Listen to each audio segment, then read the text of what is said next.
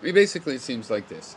The entrepreneur is not going to be able to fundamentally make a better decision as a human being with information than this bureaucrat or the committee of people that the bureaucrat really is just organizing in government trying to make the same decision. They have access to the same facts. I mean, no, there's more resources in government to do research. So I could try to claim that the government has more of the facts, but let's assume otherwise. Let's just assume everybody is human has access to these facts because you could also argue that entrepreneurs are very clever in how they get facts and more nimble, and maybe they'll get better facts. So they're both humans. Given the same person in either situation, they could use their ingenuity and their some methodology to get the facts. All we're really talking about that we get when we let the entrepreneur make that decision, it's not that he's going to make a better decision.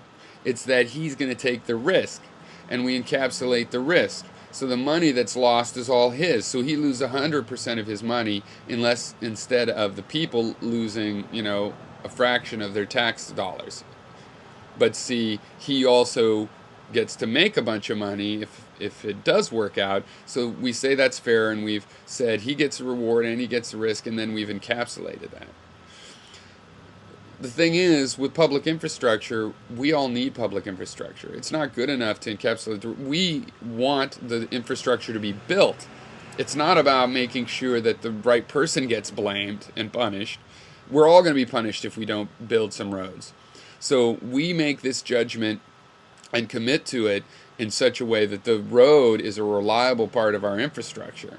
Okay? And that's why we make it as a joint decision. There's plenty of other things where, let's encapsulate the risk. This guy has a crazy new kind of a fly swatter.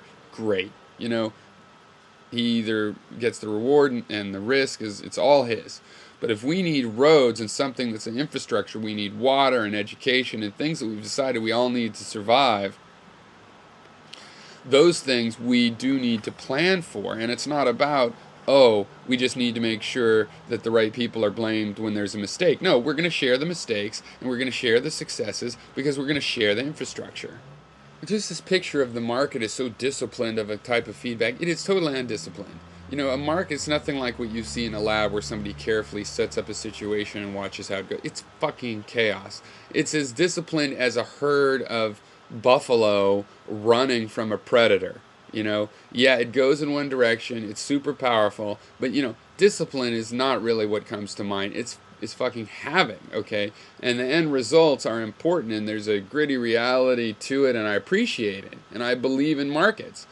But to talk about it as this fine-tuned, no, it is a very blunt instrument.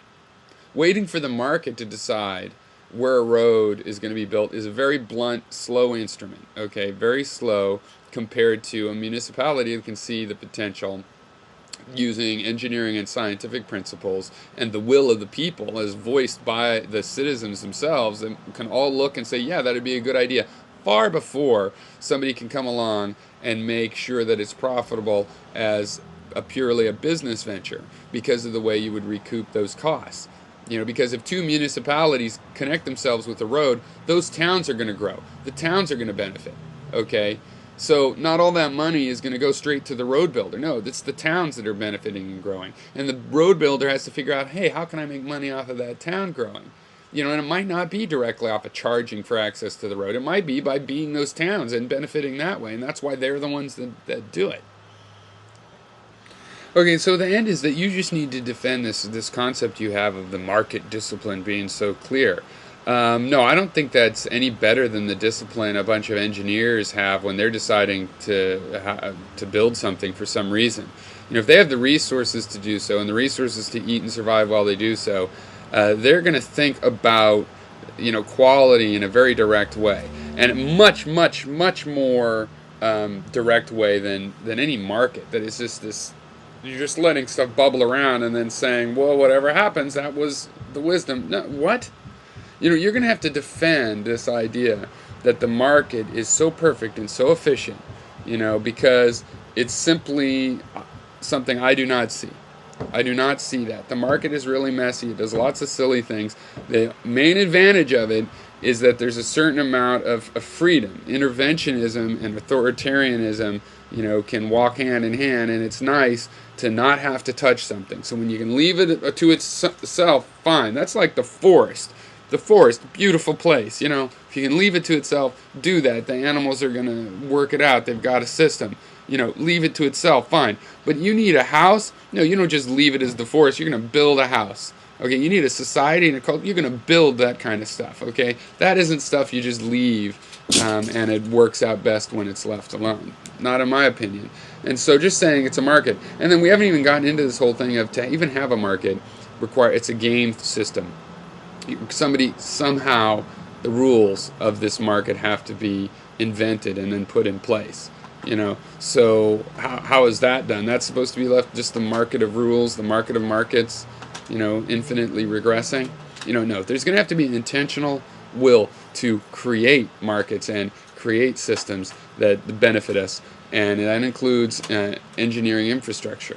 So I think where we've gotten is the point where I would like you to defend this assumption, because I'm not accepting just this assumption that the market is somehow automatically efficient and like measuring things the way a science and an engineer would to find out what's right and wrong. Oh, that's not as realistic or something, or not as hardcore, not as good a feedback. No. The engineering methods of just looking at reality and measure things directly and making rational calculations, that's the efficient way. The market of let's just throw it all in a bag, shake it around, and see what comes out completely built. That's the voodoo way. Okay, in my view. I mean, granted, it works somewhat, so good. The voodoo works a little bit, but it's still it's the voodoo. It's the magical way. It's not the quick, let's get straight to business and do exactly what we want to do, method. To me, it's like if somebody says, hey, let's use the market to design something, that's like, okay, let's say we want to create a television broadcast system. It's like saying, well, don't make one. Don't try to make one. Don't figure that out, human mind. Just wait for evolution to develop one on its own. I mean, that's the kind of option you're giving me. It's like, yeah, there's these forces slowly. It'll just converge towards certain solutions. There's other solutions we're never going to get unless we intentionally go there. You don't just wait for evolution to build us an organ that we can use to broadcast TV. No, we intentionally do this so that instead of millions of years, it can take decades.